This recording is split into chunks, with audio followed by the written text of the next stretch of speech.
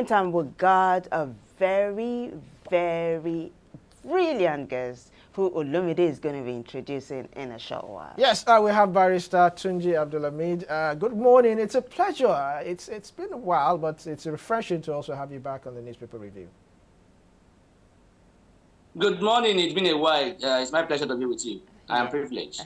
Yes, welcome. Yes. So let's get into the papers this morning. First of all, congratulations on the new premium motor spray from Dangote, and side by side with the new pump price. So I imagine you must have mixed feelings, but let's have your thoughts. What were your thoughts, side by side with the new premium motor spray from Dangote Refinery and the new price of PMS? Also noting that NNPC has denied putting a peg on this particular amount. Now, let me also join you in congratulating Dangote. Yeah. I'm not congratulating him. Let me congratulate Dangote for this. Yes, because it's for him. It's not for Nigeria. Really? So except we are deceiving ourselves. Wow. Yes, it's for Dangote. Yes, although we are going to be. I was going to ask you, so what if you get filled at 400 naira? Wouldn't you say it's for you? Don't deceive yourself. You won't get it. That's the truth. Okay. In fact, the new pump price was done, in my own explanation, just for him to have a safe land. Wow. And that was when it comes to its own product, the price will not go below that, or it will be a bit lower than that of the NNPC. That is the essence. It's a game they are playing. They know what they are playing. So for me, as far as I'm concerned, like I said earlier on, I congratulate Alhaji Dangote for that success. But I've not seen that as a solution to our problems. For me, is only we, as it is today now, we don't even know what the price will be. We are still waiting for the government to determine that. So as it is, we have the government, the NNPC is still in charge, fully, even of Dangote's refinery. Because according to Alhaji Dangote, said the price will be determined by FEC.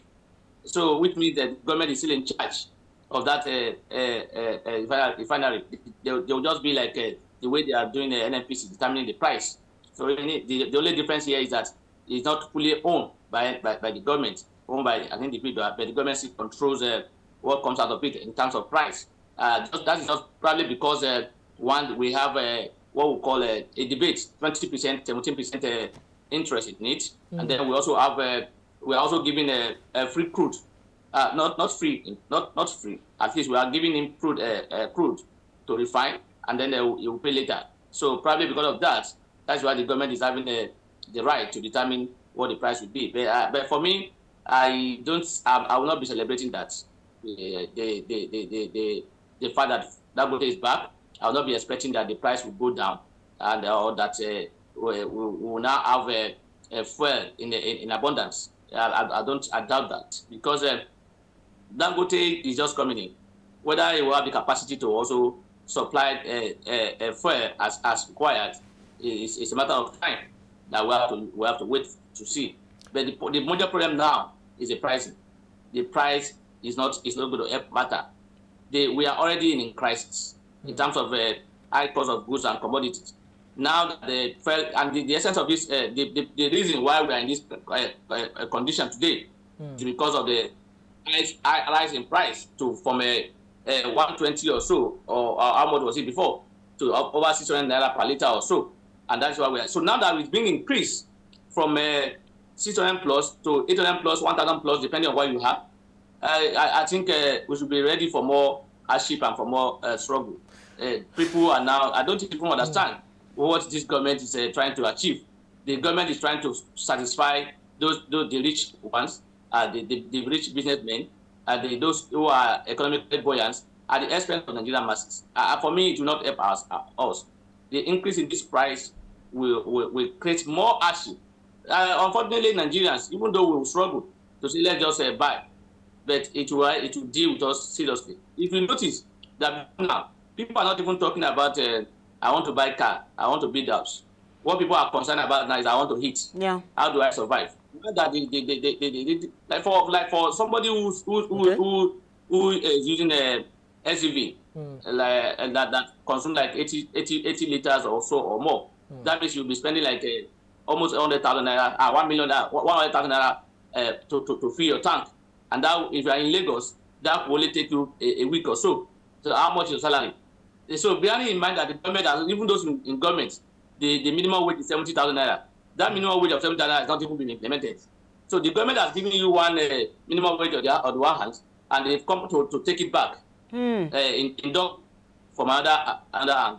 So for me, the government is not concerned about the masses. As far as I'm concerned, the way they are operating, they are just concerned about making money. Government is not about making money. Government is about service. Government is not business. Because some people will compare government with company. They are not. Government is not business. Government is about service, welfare of the people, ensuring welfare of the people, providing service for the people, not about making money. But what we are seeing today in our country is our government interested in making more money at the expense of the life of the people. And the same government tomorrow will come and say people are habitually increasing price. People are not sincere. When government itself is doing the same thing, government will tell you they increase tariff, they increase this and that, and they expect people. With this increment now in fuel price, I tell you from yesterday or from today, everything will have gone up. The transportation will have gone up. Where you take for 1 naira before will likely be 200 or 300 naira now. So as far as I'm concerned, this is not a good one for us. It's not a good one at all. They come into operation by Dangote, coinciding with the increase in price. I don't see it as a mere coincidence. It's just a plan to give soft landing to Dangote to be able to increase its price beyond 600 naira per litre. All right, Barrister Tunji Abdulhameed, NNPCL has denied that about this particular price. Now, my question again is, the landing cost of fuel to Nigeria before should now be lesser if we are getting it from Dangote. So shouldn't the federal government be pushing for something lower than this particular 855 naira? If the Dangote price become a bit lower than the 885 naira, it will be like 800 naira or 7 and something naira. That is the point. And that's why I'm saying that the logic behind what they have done is to give Dangote the privilege to increase price beyond 600 naira per litre. And that's why the NNPC has increased its own to 885 naira per litre. So it will either be at par with NNPCL or will be a bit lower than the NNPCL. But don't expect that the price will be 600 naira or 400 naira or even less than that. But NNPCL has stated in the papers that they are not responsible for this increase. So if you work for a company and you start to increase the price and you start selling at that price and nobody say stop that, what does that mean? In law, that's what we call acceptance by conduct. The NNPC came out and denied that on paper. They don't. If you go to NNPC stations now, they've all changed their prices to 885 naira, depending on what you had. Some states they say it's 1,000 plus. So and nobody has said, look, who gave you the authority? Nobody's been asked to say reverse it. What are you talking about? For me, so the government is trying to.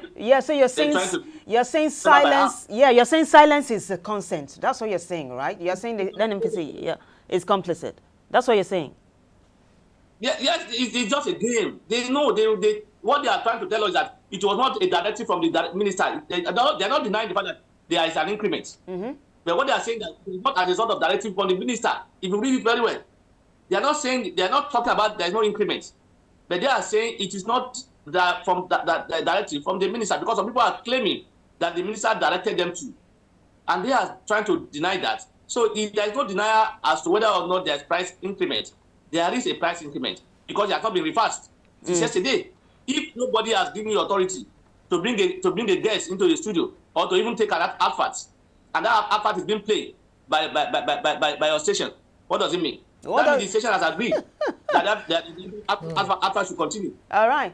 So along that line, let's also take a look at this other, headline on national front pages of national dailies that says that the pricing regulators are backing off, controlling the price of food and other things. Now, you said if a regulator doesn't tell you to stop doing something bad, what does that mean? So what's your take on this? If the regulators are saying they're not going to control the prices of food and stuff generally, what happens to Nigeria? What is the fate of Nigerians? They don't have the power to do that for now. They don't have the moral ground. They don't have. Which regulator? What are you regulating? Do you have any good that you are selling? If I buy product for 10,000 naira and I use almost 5,000 or 6,000 naira to transport it, you expect me to sell it at 11,000 naira? They are aware that they don't have the mandate, they don't have the moral grant to do that. A government controls tariff at the port. For instance, if you are bringing in car today, the minimum you say you will pay is like 4 million, 5 million, even for a 208 Camry. And then I now decide to buy the car, or just because I have a car with me, a Camry with me before that introduction of the 5 million naira tariff. If I start to sell my own Camry that has been with me for over 5 years or so, at the old rate, how do I go back to business? Because I won't be able to buy another one. That is the logic, and people don't look at that. People will say, you buy product 10 years ago, or 2 years ago, or 1 year ago, and you are still selling it at the new price.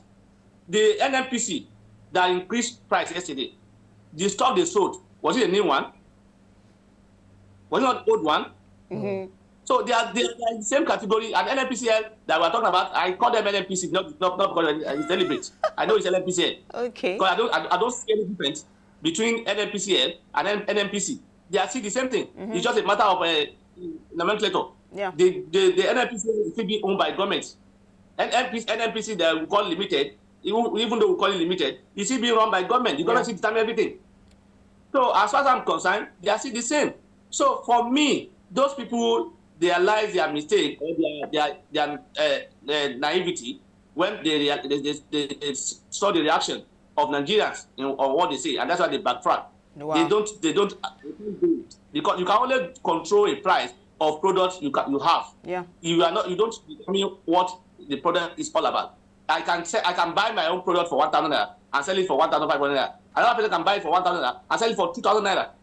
After all, we go to some hotels or certain hotels where we buy Coke. That is being sold outside for 12 naira, for 2,000 naira.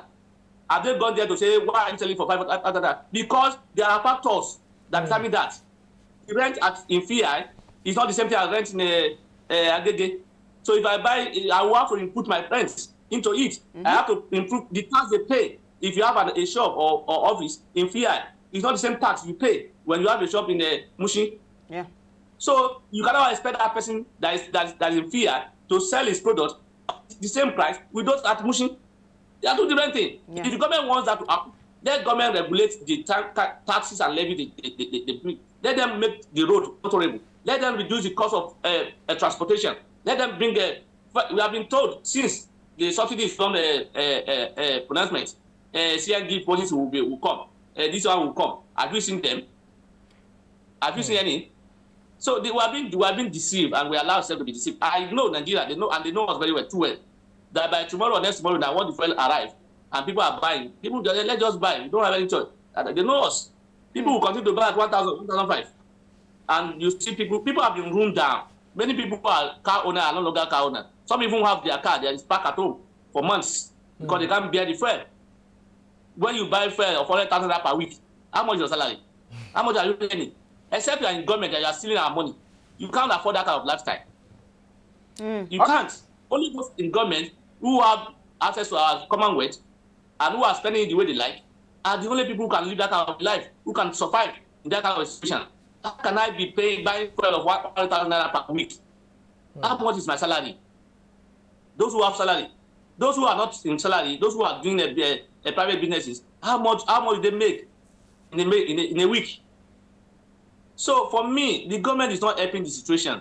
The government is creating more problems in the name of making money for certain people in business.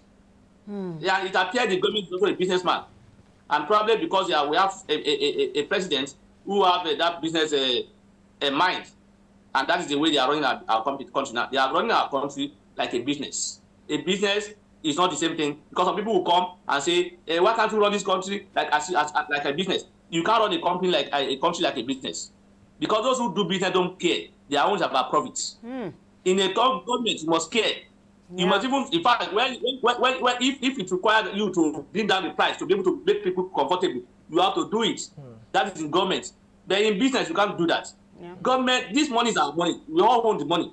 So what is the essence of the money? It's for our life to be better, to provide people's welfare. So if you now have more money and people are now suffering, what is the essence? And they are telling us to be patient, that the policy they are bringing in will yield result thereafter. They are not patient. They are not patient. They are enjoying their life to the fullest. They are buying Airbus. They are buying Escade. They are buying SUVs for the National Assembly or in millions. They are buying SUV for the First Lady, whose office is not known to our law. Barrister Abdulhameed, if I may come in, sorry for that, if I may come in, I'd like to quickly move your attention, as time is against us, to another upcoming, a headline rather, from the Guardian newspaper. Falana has faulted, the treason charges against protesters of the End Bad Governance. Now, you are a legal practitioner, so I really like to ask, what were the measures or what were the criteria used to come up with these treason charges against these protesters, and how would it affect the trajectory of our nation going forward? Only the police and the government can justify that. I don't know the yardstick. I don't know the basis upon which they arrive at treason. I don't know when only protests become even an offense. Ordinary small offense. I don't know when it becomes an offense. Talk of treason. Treason is about overthrowing the government. Yeah. Can you overthrow government with placard? Can you overthrow government with just moving around from one place to another? And that was why when these people want to organize the protest, they were not able. They don't want to come out with names of people who are leading the protest, because they know that this may likely happen. They will just pick people, and that's what they're doing now. The government just want to ensure that, look, people are intimidated, so that nobody will consider protesting against any policy of government that is not working well. That is the essence, and that was why even the Labour president, the NSC president, was being invited. It's part of the threats to intimidate almost everybody. The body is on the government, is on the prosecutor to establish that they actually want to overthrow the government. I see how I'm waiting to see how that will be achieved, how they will establish that, where they have gone to be able to say, I'm not aware that any of these people who are near any government house to say, or even the Aso Rock, to say we want to remove the president, or any barrack or police whatever, to say we want to set them out of this place. I'm not aware of that. Treason has to do with overthrowing government not in line with democratic process or in line with the law. So I don't know how this happened. So for me, it's a government magic, and I want to see how they will do their magic to say that, look, protest is treason. All right, staying with legal matters now. Still on the front page of The Guardian, we saw that a whistleblower has been remanded in Kuje prison. Yeah, that's it, for leaking classified information. How does this work, though, Barrister? This is whistleblowing, and when you blow the whistle, you leak classified information. There's a policy that protects whistleblowers. What exactly is going on? When you whistleblow against people who are powerful, against people in government, the table will turn and it become against you. And that's what you are seeing. And that's why you see it is difficult for most people to go to police and say you want to go and report. Mm-hmm. Because as soon as you go to the police station and report, you will be the first suspect. And that's why you see the whistleblowing policy is not working. Yeah. One, it's not working because the government is not even showing that they will protect them. Mm. Secondly, the government most time turn the table against those who become the whistleblower. And just because sometimes government don't want to pay them the percentage promise, they want to turn the table to avoid that payment. So it becomes your wallet to battle, and then you will not even be able to ask for any benefit. And probably again, when those who are involved are the one in charge, are the most powerful in the country, you will see this kind of a thing will happen. This cannot help our situation in the country. We can't run a country where certain people are seen as above the law, where certain people are protected for committing crime, for involving in what we call corruption. The country cannot move forward in that manner. For me, it's sad that people who are to be encouraged to give more information regarding criminalities are being taken as criminal. It's sad. People will not want to give any information to the government. How can you say somebody gave you information and regarding crime, and you are not looking at whether or not that information, that crime actually exists, or whether what you are looking at he exposed what's it called, public secret, or what they call it again. They call it one classified. Something. So for me, yeah, classified information. What is classified information? When classified information is being used by certain people to commit crime or to take advantage of the system. All right, Barrister Tunji Abdulhameed. Barrister Tunji Abdulhameed, if I may comment, we have run out of time. We are against time, and I would love to actually take this up, but maybe in another time, another segment, another program, we will bring you up and we would expand this more. But thank you very much for sharing your thoughts with us. Thank you for having me. It's my pleasure to be with you. You're welcome. Thank Have you. a nice day. You too. Welcome. Thanks, Barrister. All right, now.